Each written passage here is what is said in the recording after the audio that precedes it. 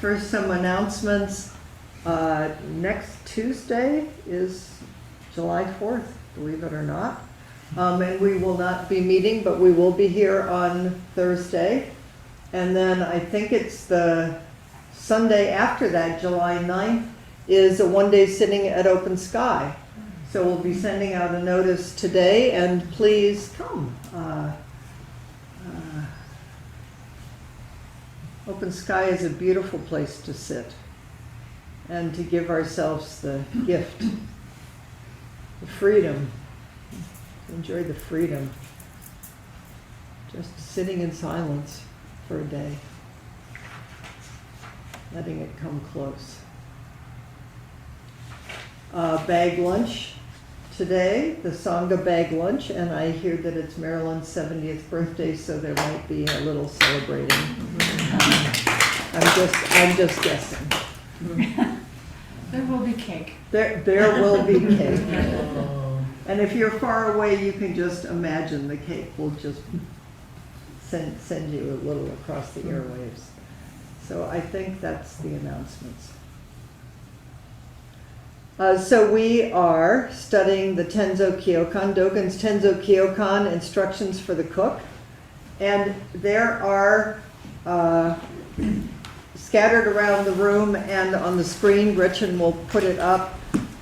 We're gonna, if you can just be close enough for the time being to share, we're gonna chant together section number 3.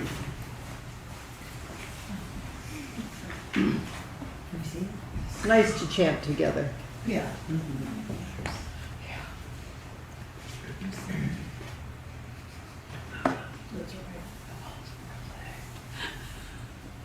Yeah, we just need to scroll it up.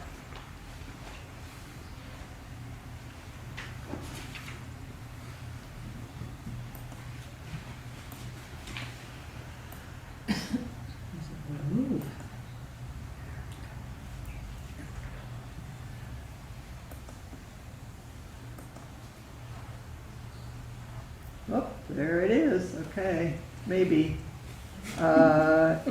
Yeah, can you see that on screen? Okay, so number 3. Did we do 2? We're going to do 3 today. Our thinking scatters like wild horses, and our emotions run wild like monkeys in a forest. If we can make those monkeys and horses just once take the backward step that turns the light and shines it inward, then naturally we will become one with our work. This is the means by which we, who are ordinarily set into motion by things, become able to set things into motion. In this way, we turn things while simultaneously being turned by them. Handle even a single leaf of a green in such a way that it manifests the body of the Buddha. This in turn allows the Buddha to manifest through the leaf. This is a power which you cannot grasp with your rational mind. It operates freely, according to the situation, in the most natural way. At the same time, this power functions in our lives to clarify and settle activities, and is beneficial to all living things. I have to say that I love this section. Let's do it again. Okay. Our thinking scatters like wild horses, and our emotions run wild like monkeys in a forest. If we can make those monkeys and horses just once take the backward step that turns the light and shines it inward, then naturally we will become one with our work. This is the means by which we, who are ordinarily set into motion by things, become able to set things into motion. In this way, we turn things while simultaneously being turned by them. Handle even a single leaf of a green in such a way that it manifests the body of the Buddha. This in turn allows the Buddha to manifest through the leaf. This is a power which you cannot grasp with your rational mind. It operates freely according to the situation in the most natural way. At the same time, this power functions in our lives to clarify and settle activities and is beneficial to all living things.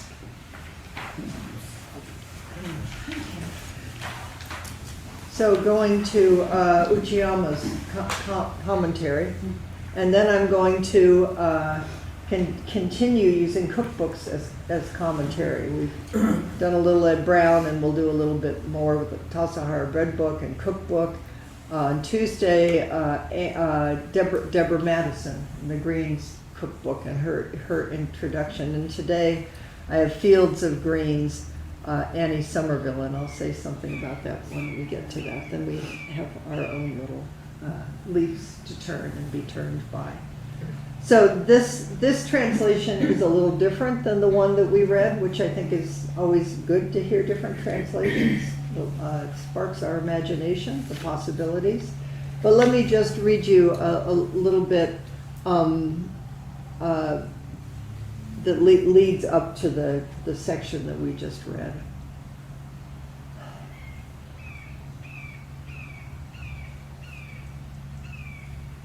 Both day and night, allow all things to come into and reside within your mind. Allow your mind, your big self, your big mind, your Buddha nature, and all things to function together as a whole. And then he says really simply, a lot of what's in the Tenzo Kyokan. Before midnight, direct your attention to organizing the following day's work. After midnight, prepare for the morning meal. Take care of what's in front of you.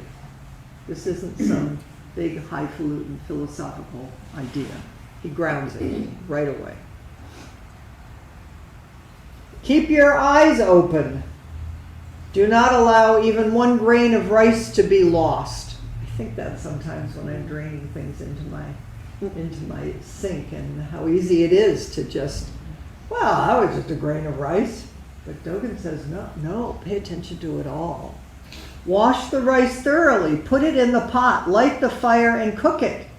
There is an old saying that goes, see the pot as your own head and see the water as your lifeblood. There is nothing outside. What if we take the backward step and everything is us and we are it, turning and being turned? See the pot as your own head and the water as your lifeblood. Maybe the good thing these days with water becoming more and more, we're in a drought, is it's so clear how precious water is. Don't waste a drop.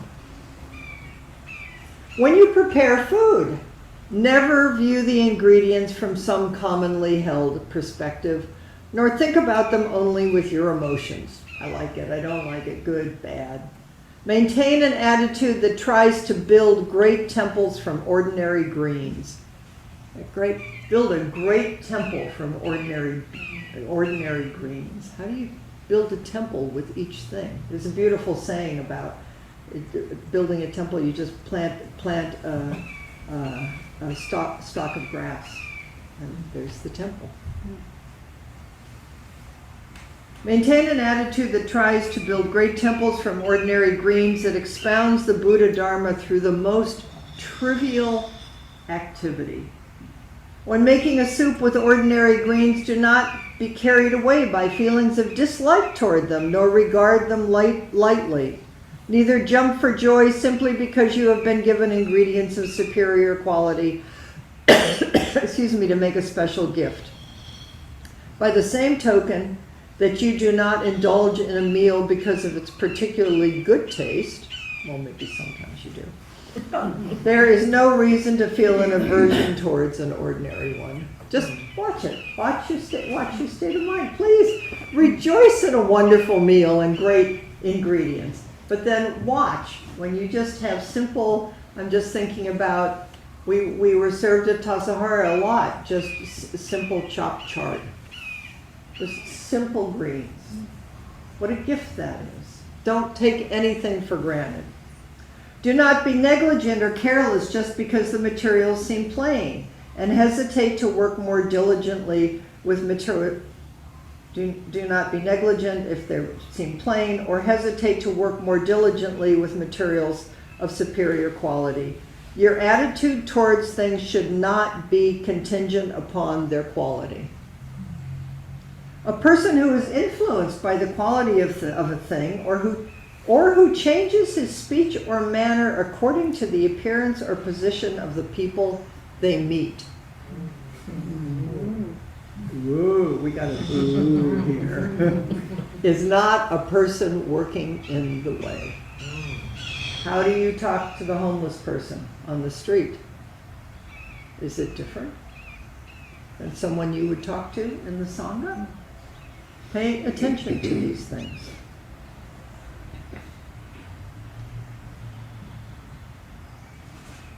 Our minds go racing about like horses running wild in the fields, while our emotions remain unmanageable, like monkeys swinging in the trees. I sometimes, that thing you do when you were a kid and you act like a monkey. Yeah. It's a really good visceral description. If only we would step back to carefully reflect on the horse and the monkey, our lives would naturally become one with our work. Doing so is the means whereby we turn things even while simultaneously we are being turned by them. Turning and being turned. I love that phrase. Turning and being turned. It is vital that we clarify and harmonize our lives with our work and do not lose sight of either the absolute or the practical. Handle even a single leaf of a green in such a way that it manifests the body of the Buddha. This in turn allows the Buddha to manifest through the leaf.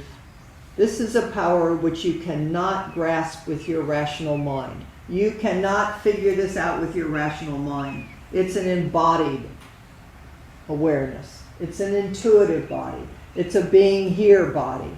It operates freely according to the situation in the most natural way, and at the same time, this power functions in our lives to clarify and settle activities and is beneficial to all living things.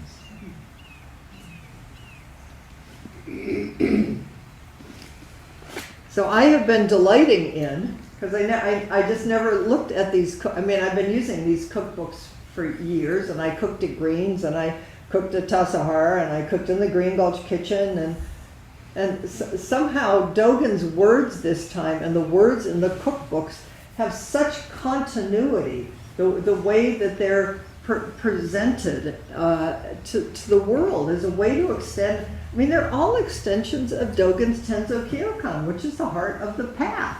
So I wanted to read you just a little bit from Annie, and then Wendy Johnson is in here. Because, let me start with Deborah Madison, who was, I hold her as the founding cook of Green's Restaurant. And Deborah Madison is kind of a genius. They're just, everybody has different gifts, and Deborah is an amazing person, and she writes books, and her cooking is sublime, and Deborah is completely Deborah. Annie Somerville is the one who came after Deborah founded Green's and continued it for, here it says 14 years when they did this cookbook. Annie Somerville is the one who Deborah did too, but in the period that she did it. But Annie is just the workhorse, the genius workhorse who just showed up. week after week, month after month, year after year. And I was amazed watching how much Green's Restaurant, I think still, although I think Annie retired a few years ago, scores like in the top 10 restaurants in San Francisco, at least the top 10 vegetarian. So there's just, I say that because I think it's really important to recognize that we have different gifts and different ways of leadership, and each of us pick up a different piece at a different time. And Annie's just a really ordinary, down-to-earth, grounded person. Deborah, when you were in the kitchen, you were wanted to be close to her, but not too close. That's my experience. so here's a little bit, just to give you a taste of Annie. The spirit of the Greens Kitchen is found in the bustling activity of open-air markets, in backyard gardens, and in the richly laid fields of Green Gulch Farm. Wherever fresh vegetables, fruits, and herbs are cultivated or change hands with a lively exchange of words. This engaging way of life and work is our constant source of inspiration. This is what this cookbook is about. This is what the Tenzo Kyokan's about. This is what being alive in the world is about. We sit on a cushion, but we don't, the old thing of like, my son would say, what are you all doing? Just sitting around. Well, we're sitting around down, and we're standing up.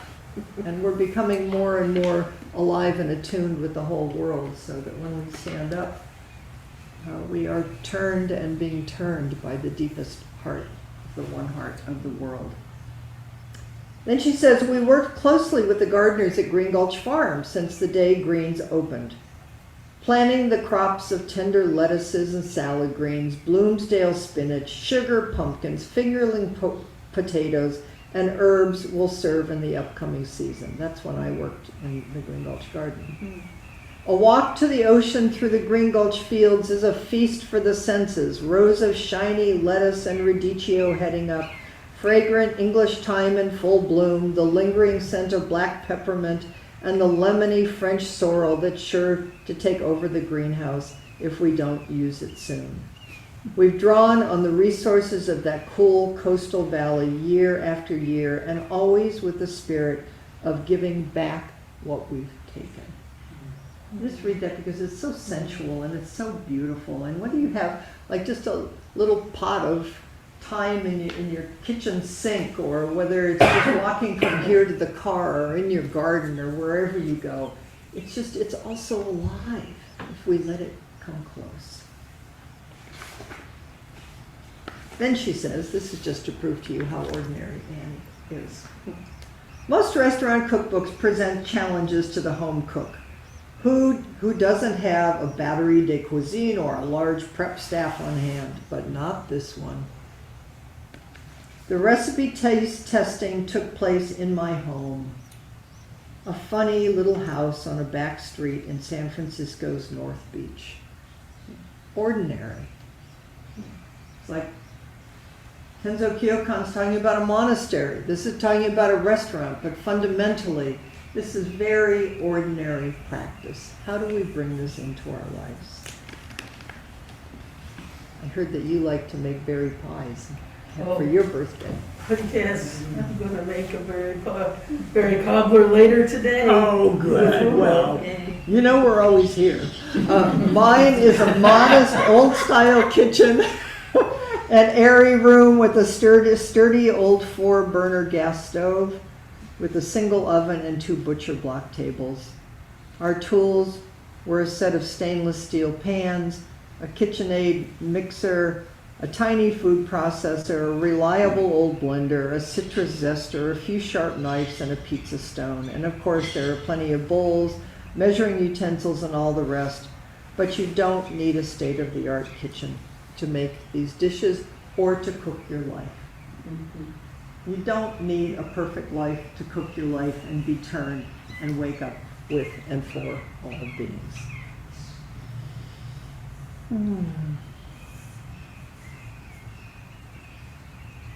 The equipment in the open, light-filled Green's kitchen is well worn from many years of good use, but there's a tradition in the way we work together that makes it shine. That's what matters. That's what song is. That's what we practice, is how do we be together with ourselves, with whatever is being offered. How do we give it back? No giver, no receiver, no gift. How do we take care of the world? And then there's a whole section about gardening in the cookbook. And I'll just, because it's also completely interrelated. You know, I mean, how many restaurants don't tell you where the carrot came from, or ask that you taste it in a way that you imagine the soil and the valley and the, so I'm just gonna just a little bit from Wendy.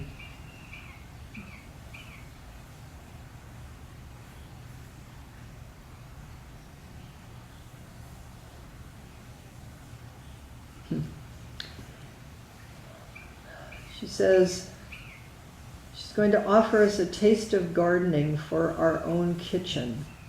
And throughout the cookbook, we've intersown growing information. So not just do this, do that. It's like pay attention and always think about where it came from. Turning and being turned. Everything we pick up is the whole world. We're going to have a chance to maybe play with that a little bit in a few minutes. But let me just tell you what Wendy says in this Being Cooked book. What to grow. Starting small is of vital importance for beginners. Gardening essentials. Cultivating the soil. Take care of the soil.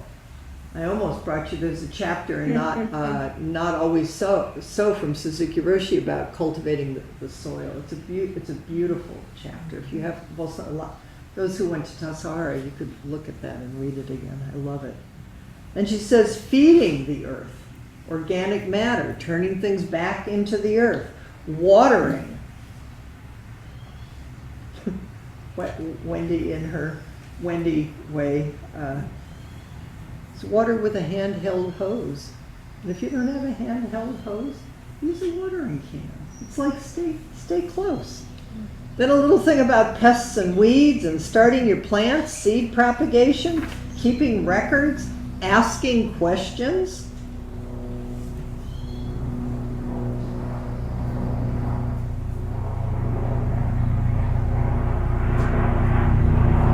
At Zen Center in Green Gulch Farm, we continue to cook and garden together because we love this way of life. This is Dogen's Tenzo Kyokan. Committed to good taste and to caring for our world.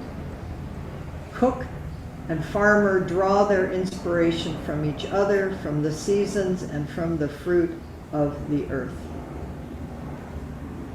You can't separate it out. You can't separate anything out. So here's what I'm going to suggest, is there is some basil on the altar, and we're going to pass it out in just a minute, and I hope did everyone on screen, were you able to find something? Look at, isn't that cute? They just sprouted little greens. This is great. Okay, so we're well, let's do you want to I think I don't think there's enough for each person, but you want to pass this out, one for each two people.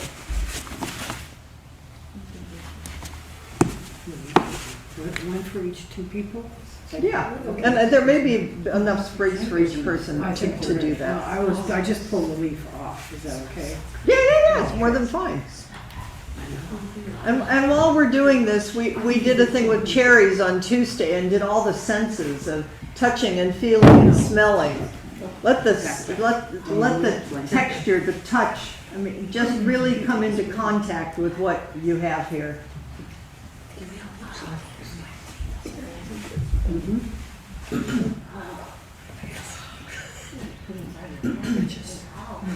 Okay, are we all gifted?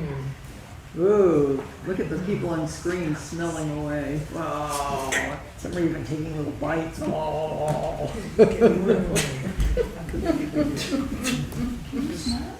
Great, okay.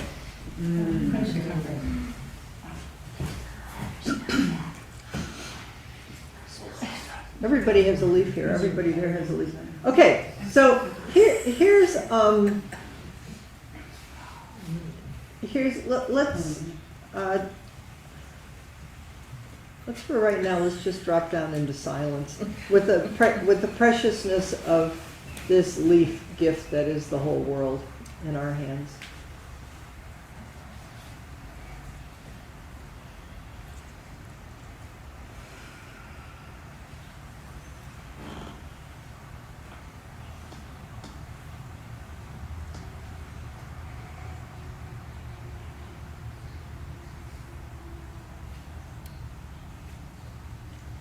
Then it says, Dogen says, handle even a single leaf of a green in such a way that it manifests the body of the Buddha. Handle even a single leaf of a green in such a way that it manifests the body of the Buddha. What is this? This in turn allows the Buddha to manifest through the leaf. What is this? You cannot grasp this with your rational mind. What is the body, heart, mind that is being called on, that is in relationship with this Buddha body leaf in your very hand?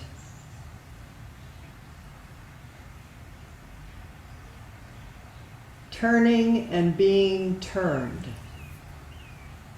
Is it to turn and be turned by this simple earth green leaf offering that is in your hand? Turning and being turned.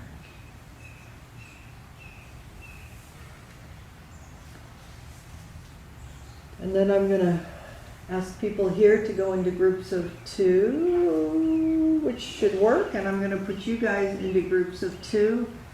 And please,